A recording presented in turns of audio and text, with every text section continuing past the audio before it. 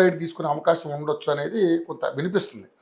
But BRS ఎలాగంటే ఇప్పుడు ఆయనకి ఎలాగైనా 15 సంవత్సరాలు ఇక్కడ కంటిన్యూగా గెలిచినటువంటి ఎమ్మెల్యే కాబట్టి ఆయన కాస్త పేరుంది, మాస్ లీడర్గా ఎదిగాడు.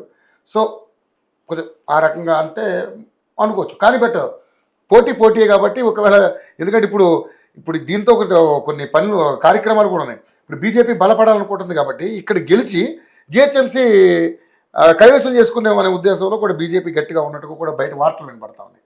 ఏంటి సార్ అసలు మీ ఉద్దేశం ఏంటి? ముందుగా మీకు పెద్దలు మా నాయుడు గారు ప్యానల్ మిత్రులు యాదగిరి ఇక రాములు గారికి ప్రేక్షకులకు శుభ సాయంత్రం. పాపం చాలా అది విషాదమైన విషయం ఏదైతే మాగంటి గోపీనాథ్ గారు ఎవరైతే ఉన్నారో 62 ఏళ్ళ వయసే కదా, 62 నాకు దాదాపు 25 ఏళ్ళ నుంచి పరిచయం. కేబీఆర్ పార్క్లో రెగ్యులర్గా వాకింగ్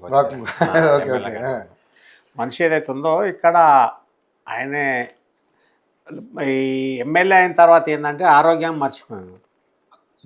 ఆరోగ్యంగా మర్చిపోయి ఆయనకు ఏదైతే షుగర్ రకరకాలు ఎట్లుంటా అంటే ప్రొద్దున లేవగానే ఇది మాస్ ఏరియా జూబ్లీహిల్స్ కాన్స్టిట్యున్సీ జనాలు పొద్దుగా లేవగానే లేవక ముందు వచ్చి కూకుంటారంట వాళ్ళ సమస్యలకు. ఎవరన్నా కానీ ఎమ్మెల్యే ప్రజాప్రతినిధులు అనగానే ఎమ్మెల్యే ఏంటంటే అది ఆ కల్చర్ డెవలప్ చేసి పెట్టరు. ఎందుకు వస్తున్నారు అన్న దాని మీద మూలాలు గ్రహించాలి ఎవరు కూడా. అసలు ఏదైతే పరిపాలకులు ప్రభుత్వ అధికారులు సక్రమంగా పనిచేసినాక ప్రజలు ఎమ్మెల్యే దగ్గర పోవడం, ఎంపీ దగ్గర పోవడం, కార్పొరేట్ దగ్గర పోవడం తగ్గించుకుంటారు. అదొకటి. వీళ్ళు కూడా ఏదైతే ఉందో అయినోడిని కాదోని వాళ్ళు వీళ్ళు లీగలా ఇల్లీగల్ అన్నోడిని కూడా ఎంటర్టైన్ చేయడము, వీళ్ళు ఒక వర్గం మెయింటైన్ చేయడం అనేది నాయకులకు అలవాటు అయిపోయింది. ఇక్కడ ఏదైతే ఉందో ఇక్కడ జూబ్లీహిల్స్ కాన్స్టిట్యున్సీ, జూబ్లీహిల్స్ అంటే పేరు చాలా మందికి తెలియదు. ఎందుకు వచ్చింది జూబ్లీహిల్స్ ఎవరికైనా తెలుసా? ఏమయ్యా యాదగిరి రాములు గారు అది తెలుసా మీకు? అయితే మొట్టమొదటి ఏదైతే ఉందో మీర్ ఉస్మాన్ అలీ ఖాన్ ఆయనే 25 ఏళ్ళ పరిపాలనకు జూబ్లీ సెలబ్రేషన్కు సెలెక్ట్ చేసుకున్నాడు. ఆయన జూబ్లీ సెలబ్రేషన్ సెలెక్ట్ చేసుకొని 1935లో ఏదైతే ఉందో ఆయనే జూబ్లీహిల్స్ మున్సిపాలిటీ పెట్టిండు. అప్పుడు ఆ కాలంలో డిఫంక్ట్ అయిపోయింది. మీరు చరిత్రలు చెప్తారు 1935లో. ఎంత కొండలు కదా సార్, కొండలు కదా, కొండలు గిండలు అనేది అవుతుందో దీనికి జూబ్లీహిల్స్ అంటే ఇది ఒక షేక్పేట విలేజ్ మొత్తం 403 సర్వే నెంబరు దాదాపు 3000 ఎకరాలు ఉంటుంది, 3000 పైన. అయితే ఈ సెలబ్రేషన్ అప్పుడు ఏం చేసిండు ఆయన ఇక్కడ జూబ్లీహిల్స్ మున్సిపాలిటీ పెట్టి ఇక్కడ సెలబ్రేషన్ చేసేసి ఇవన్నీ ఫామ్ హౌస్ల కింద ఇచ్చిండు. 5 ఎకరాలకు ఎవరికి వాళ్ళ మంత్రులకు, సేనాధిపతులకు, ఆర్మీ జనరల్స్కు, అధికారులందరికీ 5 ఎకర్స్ ఫామ్ హౌస్ ఇచ్చిండు ఆ కాలంలో. ఆయన 450 ఎకరాలు అది ఏదైతే ఉందో ఇప్పుడు చిరణ్ ప్యాలెస్ ఉంది కదా, సమ్మర్ క్యాంపు, ఆ ప్యాలెస్ కట్టుకొని అది హంటింగ్ గ్రౌండ్ అన్నట్టు, కుందేలం కొట్టుకోవడానికి కానీ నెమలు కొట్టడానికి కానీ అవుతుందో షికారి గ్రౌండ్. అది మళ్ళీ ఎన్విరాన్మెంట్ పరంగా అట్లా నిజాం. ఇది ఒకటే కాదు, దాదాపు 40 కంచెలు అక్వైర్ చేసిండు ఆయనే. ఇవాళ ఉన్న సిటీ సరౌండింగ్ ఫారెస్ట్ అంతా నిజాం నవాబ్ పుణ్యమే అది. అయితే దాంతో జూబ్లీహిల్స్ మున్సిపాలిటీ వచ్చింది. అయితే మొట్టమొదటి ఏదైతే ఉందో జూబ్లీ సెలబ్రేషన్ చేసుకున్నారు కాబట్టి జూబ్లీ హిల్స్ అని పెట్టి జూబ్లీహిల్స్ మున్సిపాలిటీ అది డిఫంక్ట్ అయిపోయిన తర్వాత కానీ అట్లా 1935లో. అయితే ఈ రకంగా చేసినాక ఇక్కడ ఏదైతే ఉందో జూబ్లీహిల్స్ కాన్స్టిట్యున్సీ ఫామ్ కాకముందు ఖైరతాబాద్ మన భారతదేశంలో పెద్ద కాన్స్టిట్యున్సీ. అయ్యో భయంకరమైన కష్టపడాల్సిన పరిస్థితి ఉంటుండే ఎలక్షన్స్లో. ఎందుకంటే మేము 1983 నుంచి మొదలు 2017 దాకా ఎలక్షన్లో పార్టిసిపేట్ అయినాం కాబట్టి, కండక్ట్ చేసినాం కాబట్టి ఎలక్షన్స్ అనేది ఒక మామూలు విషయం కాదు. పెళ్లి చేస్తే ఒకటి తగ్గితే ఏమన్నా కాదు, పెళ్ళి అయిపోతుంది. కానీ ఎలక్షన్ కండక్ట్ చేయాలంటే ఏ ఒకటి తక్కువ ఉన్నా కానీ మన ఎలక్షన్ ఫెయిల్ అయ్యే పరిస్థితి ఉంటుంది. దానికి ఒక 6 నెలల ముందు నుంచి ప్రిపేర్ కావాలి. 6 నెలలు ఎందుకు పెట్టారు? తెల్లారనే డిక్లేర్ చేయడానికి ఉండదు. Voters list, polling station, polling సిబ్బంది, మళ్ళీ మొత్తం ఈవీఎంస్ ఇవన్నీ ప్రతి ఎలక్షన్ చేయాల్సింది. ఇవన్నీ అప్డేట్ చేసుకోవడానికి మినిమం 6 months టైం పడుతుంది. అందుకోసం 6 months టైం పెట్టినప్పుడు వాళ్ళంటే ఈ ఒక్కదానికి ఎలక్షన్ కమిషన్ ఏమో మన చెంబుకు చాతాడు కట్టినట్టు బయలయ్యేది. కాకపోతే స్టేట్లలో లేకపోతే ఉన్న రాష్ట్ర దేశంలో మొత్తం ఎక్కడెక్కడ ఎంతమంది పోతే వాళ్ళందరినీ ఒక్క దాటిలా చేస్తారు. అట్లా ఆ రకంగా చేయడానికి వచ్చేది. ఇక జూబ్లీహిల్స్కి వచ్చే వరకు ఇది ఒక విచిత్రమైన మున్సిపాలిటీ, ఇది కాన్స్టిట్యున్సీ. దాదాపు 3,55,000 తన ఓటర్స్ ఉంటారు. అందులో ఇక్కడ మెయిన్ ఏదైతే ఉందో ఆయనకు గోపీనాథ్ 16,337 ఓట్లతో గెలిచిండు. అజరుద్దీన్ 16,300 అదే తక్కువలో పోయిండు అనుకోవడం. ఆయనకు 64,000 చిల్లర, ఈయనకి 80,000 చిల్లర, బీజేపీకి 25,000 చిల్లర, ఎంఐఎంకు 7,848 వచ్చినాయి. ఇక్కడ ఏదైతే ఉందో ఇక్కడ ఏంటంటే ముస్లిం పాపులేషన్, ముస్లిం ఓటర్స్ 33% ఉన్నారు జూబ్లీహిల్స్లో. 33% జూబ్లీహిల్స్లో ఓటర్స్ ఉన్నారు కాబట్టి వీళ్ళు డిసైడింగ్ ఫ్యాక్టర్. మొన్న ఏదైతే ఉందో మొత్తానికి స్లమ్ అదొకటి. సెకండ్ ఏదైతే ఉందో స్లమ్ ఓటర్స్, స్లమ్ ఓటర్స్తోనే ఇక్కడ బస్తీలు ఉన్నాయి కదా, ఈ దాదాపు 25-30 బస్తీలు ఉన్నాయి కాబట్టి ఏవో బోలేడు 25 బస్తీలు ఉన్నాయి జూబ్లీహిల్స్, 25 బస్తీలే ఇక్కడ డిసైడింగ్ ఫ్యాక్టర్. 24 ఉమ్మడి బస్తీల ఐక్యవేదిక ఒకటి ఉంది. అయితే ఈ బస్తీ ఓటర్సే ఇక్కడ కీలకం. ఇక్కడ ఏంటంటే ఇది జూబ్లీహిల్స్ హైఫై మొత్తం తెలంగాణలో ఆంధ్రాలో రిచెస్ట్ జనాలు ఎవరైతే ఉన్నారో క్రీమీ లేయర్ అన్నాడు, కోట్లకు 100 కోట్ల 1000 కోట్ల ఆధిపతులే జూబ్లీహిల్స్లో ఉంటారు. వాళ్ళని నివాసం చేస్తారు. ఇది ఇక్కడ ఎలక్షన్స్ రాగానే ఇక్కడ ఇది దాదాపు 40-45% మట్టుకే ఈ బస్తీ ఓటర్లే ఓట్లలో పార్టిసిపేట్ చేస్తారు. మిగతా వాళ్ళంతా వీళ్ళు ఏదైతే ఉందో ఇక్కడ మిడిల్ క్లాస్ తక్కువ జూబ్లీ హిల్స్ కాన్స్టిట్యున్సీలో. మిడిల్ క్లాస్ అదే అప్పర్ మిడిల్ క్లాసు, మొత్తం హై క్లాస్ వాళ్ళు హైఫై. వీళ్ళు ఏదైతే ఉందో వీళ్ళు మంచిగా ఎలక్షన్ రాగానే ప్లాన్ చేసుకొని టూరో బీరో పోయి ఎంజాయ్ చేసి వస్తారు. కంపల్సరీ ఓటింగ్ సిస్టమ్ పెడితే తప్ప వీళ్ళు ఓట్లకు రారు. ఇక్కడ నేను ఏమంటున్నా, అందులో ఇంకొకటి మెజార్టీ జూబ్లీహిల్స్ అంతా సెటిలర్సే. తెలంగాణ వాళ్ళు 10% కూడా వెళ్ళరు. ఈ బంగ్లాలంతా తీసుకురాండి మొత్తం. బంగ్లాలో ఏంటి కాదు, బోరబండ కావచ్చు, మోతీనగర్ కావచ్చు, మొత్తం సెటిలర్సే. ఈవెన్ స్లమ్లలో సెటిలర్సే. మోతీనగర్ స్లమ్ అంటాం కానీ పక్కన కళ్యాణ్ నగర్ మొత్తం సెటిలర్సే. కళ్యాణ్ నగర్ సెటిలర్సే. మీకు బెంగళరావు నగర్ ఇవన్నీ ఉన్నాయి కదా, ఏది మధురా నగర్, అన్ని సెటిలర్స్ దగ్గర ఏదైతే ఉందో. ఇప్పుడు ఈ బై ఎలక్షన్లో ఏమైనా పర్సంటేజ్ పెరిగితే పెరగవచ్చు. ఇక్కడ డిసైడింగ్ ఫ్యాక్టర్ ఏదైతే ఉందో ఓటర్ పర్సంటేజ్లో ఇంక్రీజ్ అయితేనే ఈ పార్టీల ఏది బేరీజ్లు అనేది వాళ్ళది మారే అవకాశం ఉంటుంది ఇక్కడ. అదొకటి. రెండోది ఇంకోటి, బస్తీలలో పైసలు ఇస్తారు, ఓట్లు పోతారు. ఈ అగ్ర ఓటర్లు అంతే వాళ్ళు అయితే ఇక్కడ 2023లో బీఆర్ఎస్ 43% వచ్చింది, కాంగ్రెస్ కు 35% వచ్చింది, బీజేపీకి 14% వచ్చింది. వీళ్ళు ఏదైతే ఉందో 8% ఓట్లు 9% ఓట్ల డిఫరెన్స్ లో వీళ్ళు వచ్చారు. గోపీనాథ్ ఏదైతే ఉందో కంటిన్యూ వచ్చారు. అప్పుడు తెలుగుదేశంలో వచ్చి జంప్ అయిపోయింది కాబట్టి ఈయనకి ఏదైతే ఉందో ఇక్కడ 2 రకాలు ఈ కాన్స్టిట్యున్సీ. గతంలో మాస్ లీడర్షిప్ తోనే నడిచింది. పార్ట్ ఆఫ్ కడతా కాన్స్టిట్యున్సీ ఎవరైతే ఇక్కడ కంచుకోట ఉండే పి జనార్దన్ రెడ్డి. ఇప్పుడు స్లమ్ములు ఎస్టాబ్లిష్ అయిందంటే పి జనార్దన్ రెడ్డి పుణ్యం మొత్తం ఇలా స్లమ్ములు. ఇప్పుడు ఫిలిం నగర్ బస్తీ కూడా ల్యాండ్ అంతా ఫిలిం నగర్దే. ఇది ఇవన్నీ ఏదైతే ఉందో ప్రతి ఒక్కళ్ళకు పీజీఆర్ మొత్తం జాన్ హాజరే ఆయన కాడుకున్నాడు. ఆయన కూడా ఈ రకంగానే మధ్యలో చనిపోయాడు పాపం, హార్ట్ అటాక్ వచ్చి అక్కడ కేజీఆర్ గార్డెన్. హెల్త్ మీద పట్టించుకోలే వీళ్ళు. ఏంటంటే మనిషి హెల్త్ ఈజ్ వెల్త్. నువ్వు ఎంతున్నా కానీ నువ్వు మొదలు ఆరోగ్యం కాపాడుకొని ముందుకు పోదామని ఉండదు. ప్రతి ఒక్కరు ఏదైతే ఉందో రాగానే తెల్లారు లేవగానే చంపక తింటారు. బెల్లం ఉన్నంతసేపు ఈగలు, అధికారం ఉన్నంతసేపు జనం వస్తారు. పోయిన తర్వాత ఎవరు కుక్కలు కూడా దగ్గర, ఈగలు కూడా వస్తాయి. ఆ రకంగా వచ్చేవరకు ఆ మాస్ లీడర్ను కొట్టింది ఎవరు పాపం, ఈయన క్లాస్ లీడర్ ఎవరు కె విజయరామారావు. అప్పుడు ఆయన వచ్చింది, సిబిఐ మాజీ డైరెక్టర్ వచ్చింది. ఆయన రాకడంతోనే దాంతోనే ఆరంభం అనుకో రాదు తెలంగాణ ఫౌండేషన్కు ఆయనకు మంత్రి పదవి ఇచ్చి ఇవ్వకపోవడానికి. ఇక్కడ ఇప్పుడు ఏదైతే ఉందో మనకు ఇంకా టైం ఉన్నది, అదొకటి. పోతే ఇప్పుడు ఇది నేను ఒకటే నా వ్యక్తిగత అభిప్రాయం, లీగల్గా కూడా చెప్పేది, ఇది రాచరికం కాదు. వినవా, తండ్రి పోతానో తల్లి పోతానో భర్త పోతానో ఇంకోళ్ళు వారసులకి ఇవ్వాలి, అది బేకార్ డెసిషన్ అన్నట్టు పార్టీలు కూడా. సింపతి వాళ్ళ రాచరికమా? అరే రాజ్యాంగ సానుభూతి అన్నదాన్ని అదొకటి కాదు. ఇంకొకటి సానుభూతిలా ఎమ్మెల్యేలు ఎంపీలు ఎవరు వచ్చినా వాళ్ళ పిల్లలకు గ్రూప్ 1 క్యాడర్ పోస్టులు ఇస్తారు. ఎట్లా ఇస్తారు గ్రూప్ 1 పోస్టులు? వాళ్ళకి వేరే ఆధారం. నువ్వు వచ్చింది ప్రజాసేవ చేయడానికి వచ్చినప్పుడు నీకేమైనా హక్కులు సంక్రమించుకోవడం అసెంబ్లీ నీ చేతులున్నది. నువ్వు తీర్మానాలు ఎదురు రాసుకొని అది పెట్టుకొని జీవోలు ఇచ్చుకొని ఇష్టారాజ్యం పదవులు పంచుకోవడానికి కాదు కదా ఇది. నువ్వు వచ్చేది 5 ఏళ్ల కోసం ప్రజలకు సేవ చేయడానికి వస్తున్నావు. స్వచ్ఛందంగా సేవ చేయాలి, పోవాలి. అంతేగాని వచ్చేసి మొత్తం ఒక ఎస్టాబ్లిష్మెంట్ ఒక క్లాన్ తరాలు వస్తున్నాయి కదా, 4 తరాలు నడుస్తున్నాయి ఇప్పటికీ. 3వ తరం అయిపోయింది, 3 తరాలు నడుస్తున్నాయి ఒక్కొక్క దాంట్లో. ఆ కుటుంబంలో 2-3 గారు ప్రజాస్వామ్య విలువలను కాపాడండి అని రాజ్యాంగాన్ని పట్టించుకోండి. రాజ్యాంగ స్ఫూర్తి ఏం చెప్తున్నది, అది ప్రజలకు సేవ చేయడానికి వస్తున్నారా, మీరు అధికారం ఎంజాయ్ చేయడానికి వస్తున్నారా అనేది కూడా ఉండాలి. ఇక్కడ ప్రజలు ఎప్పుడైతే గొర్రెలు అయిపోయారు, కోళ్ళు అయిపోయారు, 500కో 1000కి అమ్ముడు, అక్కడ ఇదైతే ఉందో మొత్తం ఇది అయిపోతున్నది.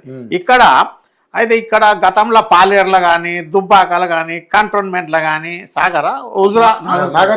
సాగర్లో కానీ ఈ రకంగా ఏదైతే ఉందో పెట్టాలన్న దాని మీద ప్రజలు యాక్సెప్ట్ చేయడానికి లేరు. అదొకటి. అవన్నీ పోయినాయి, తిలోదకాలు ఇచ్చేటోళ్ళు ఉంటారు. ఇక్కడనే చూద్దాం, 45% ఈయనకు వచ్చింది కాబట్టి మిగతా 55% అయినప్పుడు ఆయన యాక్సెప్ట్ చేసినట్టు కాదు కదా. అందుకోసం ఇక్కడ గోపీనాథ్ కానీ ఎవరన్నా కానీ వారసత్వం అన్న వీళ్ళు వారసత్వం అన్న పదం మర్చిపోవాలి. రాజ్యాంగంలో ఉన్న ప్రకారము పార్టీలు కూడా అక్కడ నెక్స్ట్ క్యాడర్లా లీడర్లా ఎవరైతే క్యాడర్లా ఆ లీడర్ ఎవరైతే ఇలా ఉప ఎన్నికలు వచ్చినప్పుడు వేరే వాళ్ళు పార్టీలు వాళ్ళ వంశపారంపర్యంగా కాకుండా వేరే వాళ్ళకి ఇవ్వడం కూడా మంచి సాంప్రదాయం. ఎప్పటి నుంచి ఇంకో లీడర్ ఎదుగుతాడు జాగిరా లేకపోతే ఏమన్నా అధికారమా లేకపోతే ఫర్మానా ఏంది ఆ పదాన్ని మార్చుకోవాలి. అది ఇది ఏదైతే ఉందో జనరల్ గా నాకు తెలిసి బీజేపీలో ఆ సిస్టమ్ వాళ్ళు అడాప్ట్ చేస్తలేరు. వీళ్ళు ఏదైతే ఉందో వీళ్ళ దాంట్లోనే నడుస్తున్నది. ఇక్కడ వీళ్ళు ఇప్పుడు ఎంతున్నా కానీ ఈ ఓటర్స్లల్లా ఇప్పుడు మనకు డిసైడ్ ఏదైతే ఉందో ఇక్కడ purely based on the slum voters మీద ఉంటుంది. స్లమ్స్లో ఓటర్ ఎవరైతే ఉన్నారో వాళ్ళు ఎటు టర్న్ అయితే అటు రిజల్ట్ టర్న్ అవుతుంది. కానీ అందులో ఎక్కువ మీరు అన్నట్టుగా 33% ముస్లిం ఓటర్స్ ఉన్నారు. ఇక్కడ ఎంఐఎం కూడా బలంగానే ఉంది. ఎంఐఎం బలంగా ఉన్నది కానీ పోయిన ఎలక్షన్ లో ఎంఐఎం పెద్ద ఏం రాలే, 7,848 ఓట్లు వచ్చినాయి. నవీన్ యాదవ్ కాదు, ఎంఐఎం రషీద్. అయితే ఏంటంటే వీళ్ళు ఏంటంటే ఇక్కడ ఏంటంటే అజారుద్దీన్ వచ్చిండు ముస్లిం క్యాండిడేట్ కాబట్టి వాళ్ళు కాంగ్రెస్ కు టర్న్ అయిపోయారు ముస్లింస్. అజారుద్దీన్ ఇక్కడ వేరే కాంగ్రెస్ కి వెళ్ళి వేరే క్యాండిడేట్ పెడితే మళ్ళీ ఎంఐఎం కు ఇదవుతుంది. కానీ ఇప్పుడు మరి కాంగ్రెస్ అజారుద్దీన్కి ఇస్తుందా లేకపోతే ఫిరోజ్ ఖాన్కి ఇస్తుందా అంటే మీ అభిప్రాయం ఏంటి గురుగారు? ఎందుకంటే ఇక్కడ ఫిరోజ్ ఖాన్ కూడా ఎప్పటి నుంచో పాపం కష్టపడుతున్నాడు, మంచి లీడరు, తను కూడా బాగా అగ్రెసివ్గా కాంగ్రెస్ పార్టీ కోసం కష్టపడి పనిచేసే వ్యక్తి. కేవలం బోగస్ ఓట్లతో ఓడిపోతున్నాడు, ప్రతిసారి ఓడిపోతున్నాడు పాపం అతను. కానీ ఈసారి కూడా గెలుస్తాడేమని చాలా మంది ఆశలు పెట్టుకున్నారు, అతను కూడా ఆశ పెట్టుకున్నాడు, అయినా కూడా ఓడిపోవడం జరిగింది. అయితే ఇక్కడ ఏమైనా అవకాశం ఇచ్చే అవకాశం ఇప్పుడు కాంగ్రెస్ ఏదైతే ఉందో మాస్ లీడర్కి అవకాశం ఇస్తే ఛాన్సెస్ ఉంటాయి. మాస్ లీడర్ కు కాంగ్రెస్ ముస్లిం మాస్ లీడర్ ముస్లిం కి ఇవ్వాలి, ఎందుకంటే ఓట్లు టర్న్. నాకు తెలిసి మాస్ లీడర్ అంటే ఫిరోజ్ ఖాన్ తప్పితే ఆయన మాస్ కాదు, జనాలకు దొరకడు, క్లాస్ లీడర్ కాబట్టి దొరికే పరిస్థితి ఉన్నది, అది ఉంటుంది. ఇక్కడ ఏదైతే ఉందో ఇక్కడ టర్నింగ్ ఏదైతే ఉందో ఇప్పుడు స్లమ్ ఓటర్స్లా ఎటు టర్న్ అవుతారన్నది ముఖ్యం. కాకపోతే రూలింగ్లో కాంగ్రెస్ ఉంది, వీళ్ళు డబ్బులు పంచగలుగుతారు. బీఆర్ఎస్ రూలింగ్ లేదు కాబట్టి 1,400 కోట్లు ఉన్నాయి. కానీ అక్కడ పోలింగ్ బూత్ నాడు ఎక్కడెక్కడ చెకింగ్లు పెడితే క్యాష్ గతంలో వాళ్ళ ఎలక్షన్స్ అప్పుడు అంబులెన్స్ పోలీసు వాళ్ళే ట్రాన్స్పోర్ట్ చేశారు కదా. ఇంకో కూడా అంశం అవుతుంది, ఎందుకంటే ఇప్పుడు ఫోన్ ట్యాపింగ్ చేసే అవకాశం ఉంటుంది, బాధాప్త ఉంటుంది. అందుకోసం ఇక్కడ ఏదైతే ఉందో రూలింగ్ మొన్న కంటోన్మెంట్ దెబ్బ కొట్టింది కదా, బార్డర్లో పోయి కంటోన్మెంట్ వాళ్ళు చేయి జారిపోయింది. 39 ఇట్లా ఒక సీట్ పోయింది కదా, 38లో ఇది కూడా పోతే 99.9% పోయే ఛాన్సెస్ ఉంటుంది. 100%. ఒకవేళ మాగంటి గోపీనాథ్ గారు సతీమణికి ఇచ్చినా ఎవరిచ్చినా సతీమణి కానీ మేము అంటే మామూలుగా మా యోఏటీవీ ఛానల్ మా రిపోర్టర్స్ వెళ్ళి పబ్లిక్లో వాళ్ళ ఒపీనియన్ తీసుకున్నప్పుడు అంటే ప్రస్తుతం ప్రజెంట్ సో ఆయన మాస్ లీడర్, ఆయన వాళ్ళ ఫ్యామిలీకి ఎవరికొకరికి ఇవ్వాలి, వాళ్ళకి ఇస్తేనే మేము గెలిపించుకుంటాం, వేరే ఏ నాయకుడు ఏ పార్టీ మాకు అవసరం లేదనేది చాలామంది అక్కడ ఉన్నటువంటి సెటిలర్స్ కావచ్చు, చాలామంది అక్కడ ఉన్నటువంటి పీపుల్ మాట్లాడడం జరిగింది గురుగారు. సో ఇది ఇలాగే ఉంటుందని కూడా మనం నిర్ధారించలేం, మారచ్చు. సెటిలర్స్ అన్న కాడ నేను ఏమంటున్నా, తెల్లారు లేవంగానే పని పాటలేని second cadre leaders, booth level leaders, వాళ్ళు వీళ్ళు యూత్ ఉన్నారు కదా, వాళ్ళ లీడర్స్ ఇమ్మీడియట్ ఏంటంటే యాక్సెస్ ఉన్న వాళ్ళందరూ అదే పని చెప్తారు. ఇక్కడ డైరెక్ట్ బస్తీ లీడర్ ఉన్నాడు, పొద్దుగాలు లేవగానే గోపీనాథ్కు టచ్లు ఉంటుండే, అటువంటి వాడు ఏం చెప్తాడు, గోపీనాథ్ భార్యకి ఇవ్వాలి, సత్యమానికి ఇవ్వాలి ఉంటారు. అట్లా ఆ రకంగా ఆయన మధ్యాహ్నం ఆయన బూత్ లో ఎన్ని ఓట్లు వస్తాయి ఏమన్నది తర్వాత ఆయన డిసైడ్ చేయలేడు కదా, అది ఆయన చెప్పడానికి అంత ఈజీ కాదు అది. అట్లా ఆ రకంగా చేస్తే అది అవుతుంది. ఇంకోటి ఏదైతుంది మళ్ళీ వీళ్ళు ఎంతసేపు బీజేపీ ఇది చేసింది అది చేసింది కాదు. నిన్నటికి మొన్ననే 11 సంవత్సరాలలో 12 లక్షల కోట్లు తెలంగాణకి ఇచ్చింది బీజేపీ. 12 లక్షల కోట్లు ఉత్తగా కాదు, 12 లక్షల కోట్లు తెలంగాణకి ఇచ్చింది.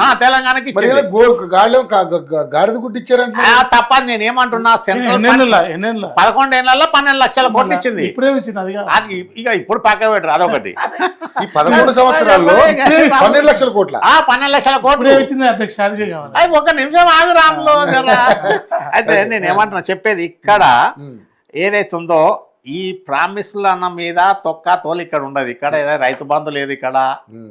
వీళ్ళు బస్తీల పెన్షనర్స్కు వాళ్ళకి వచ్చేది వస్తున్నది. వాళ్ళు ఎక్కడ మెజార్టీ ఎవరు డబ్బులు ఎక్కువిస్తే వాళ్ళకి పోయే పరిస్థితి ఉంటుంది ఇక్కడ. ఏదైతే ఉందో డబ్బులు లేకపోతే బస్తీలో ఒక్క బస్తీలకెళ్ళి ఒక్క ఇంతకెళ్ళి ఓటర్ కదలరు వీళ్ళు. ఖచ్చితంగా పైసలు పంపాల్సిందే. వాళ్ళని అడిక్షన్ ఏదైతే డ్రగ్ అడిక్షన్ ఎట్లుంటుందో, పత్తాలాడకపోతే పిచ్చిలేస్తుంది, తాగేటోని తాగులేకపోతే పిచ్చిలేస్తుంది, డ్రగ్స్ తీసుకుంటే డ్రగ్స్ లేకపోతే పిచ్చిలేస్తుంది. కాబట్టి వీళ్ళకి ఓట్లు రాగానే చాలా పైసలు ఇస్తే ఉత్తరం లేకపోతే అని జాడిస్తారు. వాడు లీడర్లు ఖచ్చితంగా పంచాలి. కార్పొరేట్ ఎలక్షన్లు కానీ, ఎమ్మెల్యే ఎలక్షన్ కానీ, ఎంపీ ఎలక్షన్లలో కొద్దిగా తక్కువ ఉంటుంది. ఆ రకంగా ఉంటారు. ఇప్పుడు ఈడ నోటాలో కూడా 1374 ఓట్లు పడ్డాయి జూబ్లీహిల్స్లో. నోటా అంటే ఎవరిష్టం లేదన్నట్టే కదా. ఇక్కడ గోపీనాథ్ కూడా యాక్సెప్ట్ చేయలేదు కొంతమంది. 1374 మంది యాక్సెప్ట్ చేయలేదు. దాని ఏదైతే గోపీనాథ్ కూడా ఆయన మీద కూడా అవి మరకలు లేవు, అయ్యో దేవుడా సచిన్ అదొకటి. కాకపోతే ఉన్న దాంట్లో గతంలో కంటే గుడ్డి కంటే మెల్లిన ఏమన్నట్టు ఈయన మంచి కొద్దిగా డిగ్నిఫైడ్ గతంలో పూర్తిగా అతను ఏం చేయలేదు అంటానికి ఉండదు, ఇతను సూపర్ అని అంటానికి లేదు. ఇప్పుడు 3 సార్లు గెలిచాడంటే ఎంతో కొంత చేశాడనే కదా గెలిపించారు. సరే ఇంకోటి అక్కడ బలమైన లీడర్ రీకొట్టే లీడర్ లేకపోవడం వల్ల కూడా ఒక ఫ్యాక్టరీ. అంతే. అయితే ఇక్కడ నేనేమంటున్నా, ఈ స్లమ్ డెవలప్మెంట్ ప్రోగ్రామ్స్ లా ఆల్రెడీ ఎప్పటి నుంచో వస్తుంది. ఆవాస్ యోజనాలు ఇవన్నీ ఇక్కడ కూడా ఇప్పటి కూడా స్లమ్స్ తీసేయడానికి, వాళ్ళకి హౌసింగ్ అకామిడేట్ చేయడానికి పాపం చాలామంది ఇప్పుడు వచ్చి 5,000 10,000 ఇంత రూమ్లో కిరాయి కొండి వాళ్ళు పాపం పని చేసుకొని పోతున్నారు. ఇక్కడ వాళ్ళకి అకామిడేట్ చేయడానికి గవర్నమెంట్ ఏదైతే ఉందో, గవర్నమెంట్ ఆఫ్ ఇండియా 1947 నుంచి మొదలు ఇప్పటిదాకా కూడా హౌసింగ్ పాలసీ మీద బుద్ధి జ్ఞానం లేదు. డిపార్ట్మెంట్కి లేదు, ప్రజలకు లేదు, ప్రతినిధులకు లేదు, ఎవరికి లేదు. ఇప్పుడు ఫారిన్ కంట్రీస్, డెవలప్డ్ కంట్రీస్లో ఎట్లుంది హౌసింగ్ సిస్టమ్ అనేది ఇక్కడ పోయిరా. ఇక్కడ అప్పటి నుంచి కొన్ని లక్షల కోట్ల రూపాయలు ఖర్చు పెట్టుకొస్తారు. ఎక్కడ ఇట్లా వచ్చింది అట్లా మన పేక మేడలాగానే ఇసుకలా కదా మన పిట్టగూళ్ళు కట్టుకున్నట్టే పోతున్నది. దానికి గవర్నమెంట్ ల్యాండ్స్ ఉన్నాయి. ఇప్పుడు స్లమ్స్లా తీసుకోవాలి, మొత్తం తీసుకొని దాన్ని ఏదైతే ఉందో government of India housing policy change చేసి పర్మనెంట్ స్ట్రక్చర్స్ కట్టేసి వాళ్ళకి ఫ్రీ అకామిడేషన్ ఇవ్వాలి. ఆ రకంగా ఇస్తే ఆ రకంగా ఉంటుంది. అవన్నీ పక్క పెట్టేసి ఇక వాళ్ళు ఉన్నది. ఇక్కడ బీజేపీ క్యాండిడేట్ ఎవరన్నది లంకల దీపక్ రెడ్డి అన్నదా. వాళ్ళు ఏం చేయాలంటే ఒక మాస్ లీడర్ను చూసుకుంటే తప్ప ఈ క్లాస్ లీడర్తోని బీజేపీకి అడ్వాంటేజ్ ఉండదు. ఇక కాంగ్రెస్లా ఆయన ఫిరోజ్ ఖాన్ ఉన్నాడు కాబట్టి బీఆర్ఎస్లా క్యాండిడేట్ ఎవరన్నది ఇంపార్టెంట్ ఉంటుంది. ఒకవేళ విష్ణువర్ధన్ రెడ్డికి ఇస్తే విష్ణువర్ధన్ రెడ్డికి తండ్రికి ఉన్నంత గొప్పతనం ఆయనకి ఏం లేదు. విష్ణువర్ధన్ రెడ్డికి ఇచ్చినా కూడా మళ్ళా వాళ్ళు ఏదైతే ఉందో బస్తీలలో ఎంత ఉన్నది, బలం ఎంత ఉన్నది అన్నది ఉంటుంది. ఇచ్చినా కూడా ఏదైతే ఉందో అదొకటి. ఇంకొకటి ఏంటంటే జనరల్గా బై ఎలక్షన్స్ వచ్చే వరకు రూలింగ్ పార్టీ తనకపోతుంది ఎప్పుడు కానీ. మెజార్టీ 90% రూలింగ్ పార్టీ వేసుకపోతుంది బై ఎలక్షన్స్ లో. చూసిన అవకాశం కాంగ్రెస్ పార్టీకి ఉందంట. 100% కాంగ్రెస్ బీజేపీ వన్ వస్తుంది. ఇక్కడ బీఆర్ఎస్ మళ్ళీ నేను చెప్పేది అది ఏదైతే ఉందో విశ్లేషణ ప్రకారం ఏదైతే ఆలోచన ప్రకారము వీళ్ళు థర్డ్ ప్లేస్ పోయే పరిస్థితి ఉంటుంది. నాకు ఎందుకో సెంటిమెంట్ బాగా వర్కౌట్ అవుతుంది అనిపిస్తుంది. ఎవరిది? బీఆర్ఎస్ ఏం సెంటిమెంట్? సతీమణికి ఇస్తే సెంటిమెంట్ స్లమ్లా అందరూ ఇస్తారా లేదా అన్నది నేను చెప్తున్నా కదా. అంత ఈజీ కాదు స్మార్ట్. కాకపోతే సతీమణి అన్నది నాకు ఆమె పర్సనల్గా బయటకు వచ్చి తిరిగి లీడర్షిప్ చేసే అంత కెపాసిటీ ఉంటే నడుస్తుంది. ఇప్పుడు రామలింగారెడ్డి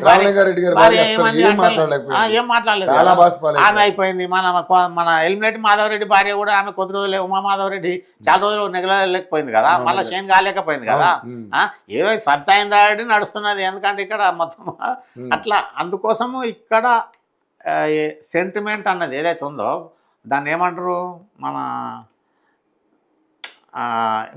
ఆమె అభిమానంతో ఏదైతే ఉందో గోపీనాథ్ మీద అభిమానంతో దాని మీద మొత్తానికే రావన్నది కాదు, ఉండొచ్చు, పర్సెంటేజ్ ఉంటుంది. కాకపోతే వర్కౌట్ చేయడానికి ఆయనకున్నంత స్ట్రాటజీ ఆమెకు వర్కౌట్ ఆమెకు చేసేటోళ్ళు ఉండాలి. లేదు మీరు అన్నట్టుగా డబ్బులు కొంచెం డబ్బులు అధికార పార్టీ కాబట్టి డబ్బుల ప్రమేయం లేని ఓటైనా కానీ బై ఎలక్షన్ వచ్చేవారికి ఇంకెక్కువ ఉంటుంది ప్రమేయం. రైట్.